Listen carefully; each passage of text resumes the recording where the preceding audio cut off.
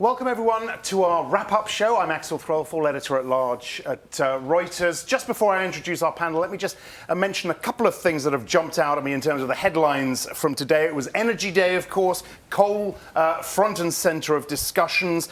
The chair of the African Group of Negotiators wants a 13-fold increase in climate finance. That was said today. That was quite a big one. The advisor to the UN Secretary-General, Selwyn Hart, has come out and said it was shocking and deeply disappointing that the World Bank and similar organisations haven't done enough to limit climate change. We're going to talk about that in just a moment as well. And the IEA, that's another, I guess, headline out today. Net zero emissions pledges and a commitment to cut methane, if enforced, and that's critical, of course, could enable the world to limit warming to below 2 degrees. So clearly a positive message from the IEA. Great panel with us. Let me introduce them. Oliver Cass from Dogger Bank Offshore Windfarm is on the end there. Ita Kettleborough from the Energy Transition Commission. Hugh van Steenis, Senior Advisor, Chief Executive UBS, and Gillian Lofts from EY. Feels like you haven't even left the studio today, I've got to say.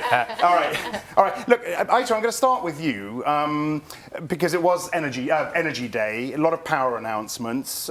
You put a report together keeping 1.5 degrees alive. How was today for you? I think today and indeed the last couple of days have been exciting in a number of ways. So when we looked at where the NDCs were landing, very much below where we need to be by 2030 to limit global warming to 1.5 degrees. There were kind of 6 areas we identified as the critical levers that we have the technologies and we can influence in the 2030s.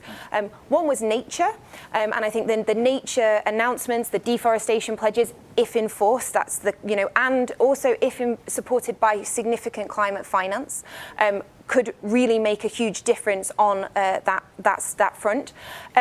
One was coal, and the announcements today, I think, on the one hand, are quite positive. It was a real recognition from the world that coal will be exiting the energy mix over the next 30 years.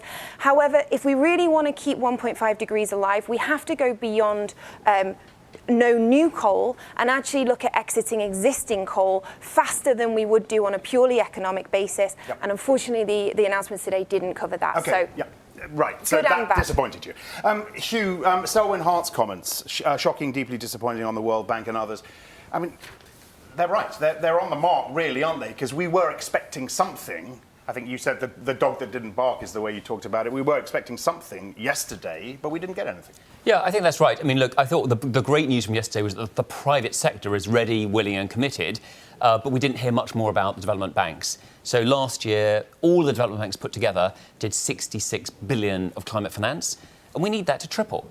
And yet I didn't really hear anything more about the development of that. So that is something which I think there'll be continued pressure as we leave COP. And I think in particular, one area which is interesting is how the development banks change for a world which is much less bank-centric. How investors are keen to put money to work. How can they work with the development banks to help them leverage their finance? Does Mark Carney, do you think, leave feeling...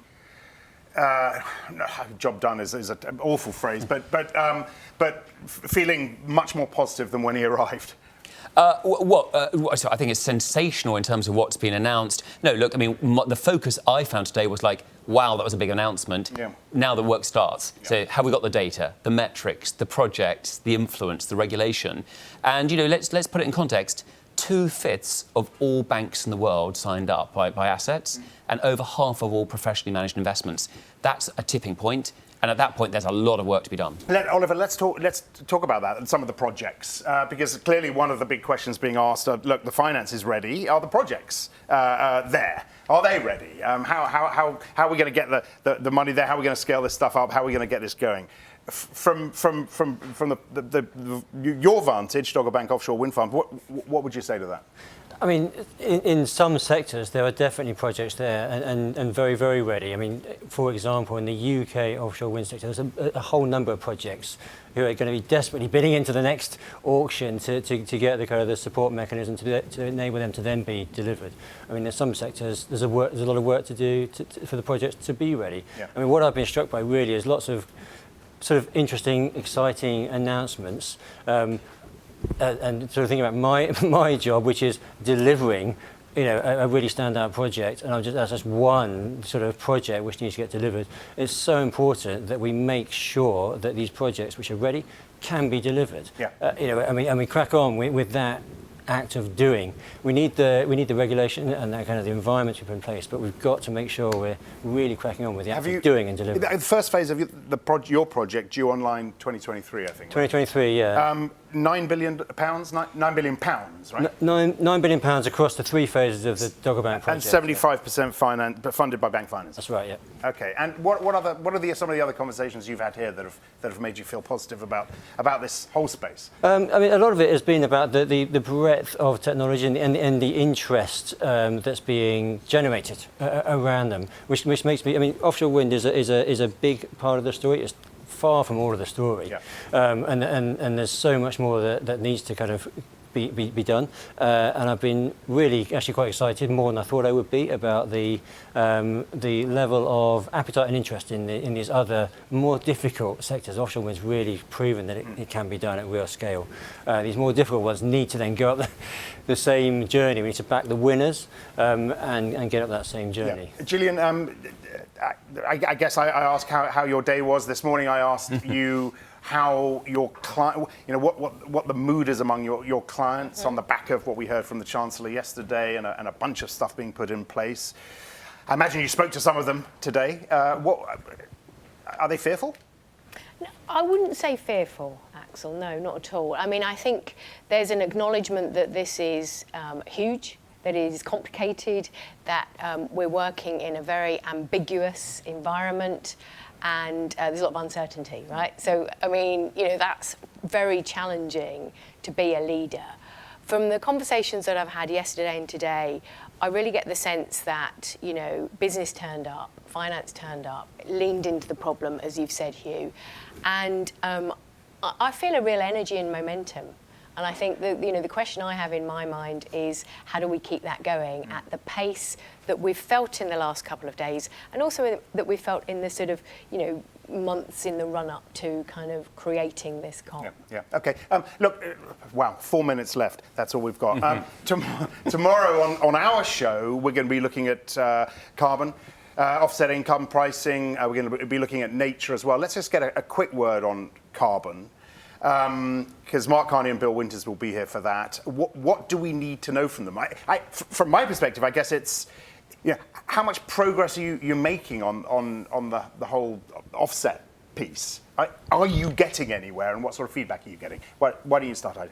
I think for me, the key thing that needs to be landed with the offsetting conversation is it's a role for carbon dioxide removals alongside, but not instead of, within sector decarbonisation. Right. So how do you structure those markets to make sure you keep the targets and the pressure for within sector in operations decarbonisation alongside carbon dioxide? And Mark Carney's been very clear that that's what needs to be achieved. Yes. It's a question of how to do it in a sort of transparent way, right? Yeah, but I think this isn't part of the challenge here just about scale and quality. And so actually, I do think that planting millions of trees is climate positive. So if we can have a system where we have a price for carbon, and the ideal would be if there were a tax, but that doesn't, obviously not coming out of this week, this is the second best. And so I think this scheme's a positive step forward, but a lot more needs to be done. Just very quickly, in terms of a price, you mentioned price. I guess this whole process, what they're doing, Mark Carney and Bill Winters, is ultimately going to inform what that price should be. Where do you think roughly it's going to come out? Where should it come out? Oliver? I honestly don't know. There's people with much greater minds than me which will need to come up with that. But it needs to incentivise right behaviours is the main thing, isn't it? Yeah. And I'm sure it won't be right first time round. It needs to be flexible and able to evolve. Youth Empowerment Day tomorrow. I don't really know how to ask the question. What are we expecting here?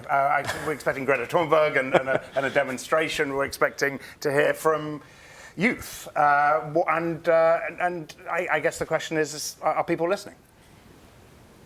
Anyone? I would say absolutely. People are listening. I think what they're listening for is action. I think we have to be able to articulate how these commitments that have been made and that are exciting will, as exactly as you've said, coming out of COP, we'll actually see them making an impact, and they won't be we won't be back here in 2 years, in 3 years, looking back and saying that the action didn't materialise.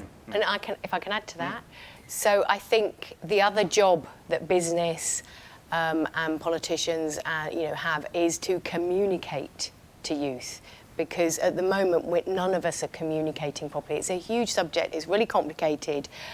We've made some commitments, okay, but how can we communicate that and educate, actually? I mean, I'm sure the youth will educate us, but I think it's really incumbent on us to be able to communicate better. Who's communicating well, would you say, at the moment? I have no idea. I mean, we do get great at SSC and Dogger Bank. We get great feedback on our community engagement, and that includes particularly the youth, because we do recognise that's where the future is. That's where the future kind of leaders of the industry are. They're not in the industry yet. They're the youth. So I think the projects themselves are communicating well. Which again kind of really emphasises to me the benefit of doing and leading by example. Sure. Yeah. On the ground. I think the communication challenge which Say Finance has is it's about pacing. So if we're going to go through one of the largest ever industrial rewirings, 3.5 trillion a year, these are gargantuan numbers, but there's an impatience to get it done now. And I think communicating the pacing and in fact getting a faster pace is going to be the real secret of success here. Okay, look, we are out of time, I'm afraid. Oliver, thank you very much to you, to Ita, to Hugh and to Gillian. That's the wrap up for now. As I said, tomorrow morning, we're back at 8 o'clock. Bill Winters and Mark Carney will be with us. We'll talk carbon pricing. We're going to talk about nature, and we're going to talk about insurance. Join us at 8. We'll see you then.